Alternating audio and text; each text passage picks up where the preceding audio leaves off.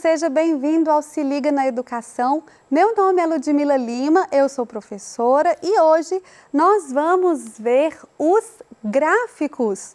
Olha que interessante, os gráficos, que é um conteúdo, uma matéria que a gente vê lá na matemática e agora apareceu aqui na língua portuguesa. Será que está certo isso? Bom, isso está certo sim, porque os gráficos são formas de nos comunicarmos e a língua portuguesa trata de uma linguagem, né, das linguagens que nós usamos para expressar ideias, para nos comunicarmos. Então veja só, os gráficos são representações visuais que facilitam a interpretação das informações. Às vezes, nós temos informações bem complexas que a gente tirou de uma pesquisa, de um estudo, de algo que aconteceu e isso fica difícil de entender quando a gente coloca em texto. A gente lê os números, né? Os números soltos ou os números em um texto e não consegue assimilar bem.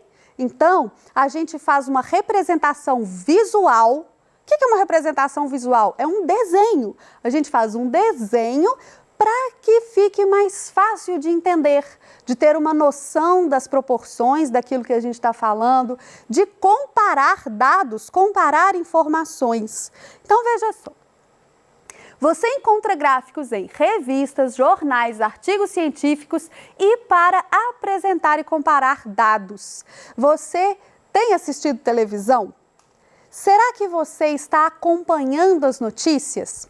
Se você está acompanhando as notícias, com certeza você tem visto muitos gráficos. Gráficos falando sobre os casos de Covid-19, comparação entre intenção de votos de candidatos a prefeito, né? Porque a gente teve agora há pouco as eleições municipais. Então, a TV usa muito esses gráficos, os jornais, as revistas, os seus livros didáticos também trazem muitos gráficos para que a gente possa entender direitinho e assimilar bem o que é que está falando ali.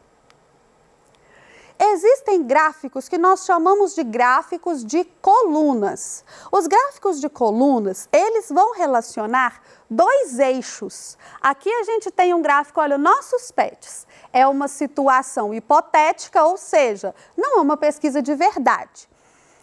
Mas é uma situação hipotética onde as crianças disseram quais são os seus pets, os seus animais de estimação.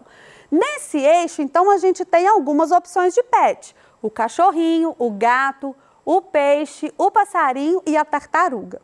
E nesse outro eixo, que é um eixo vertical, nós temos números. Então, aqui nesse gráfico, 8 crianças disseram que tem cachorrinho em casa.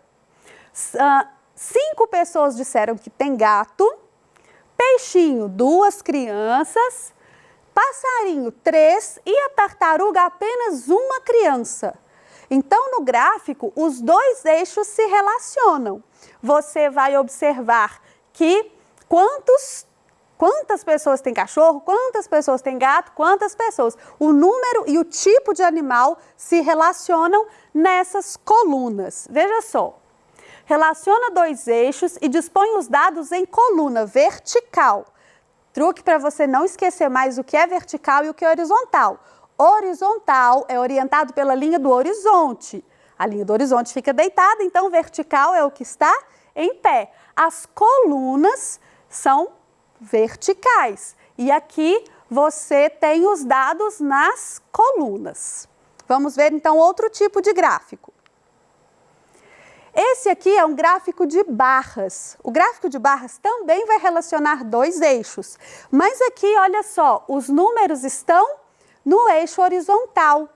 Enquanto os tipos, aqui no caso as equipes, né, uma pontuação, pode ser de um jogo, de uma gincana, estão aqui na vertical. Então, a gente tem aqui, olha, equipe.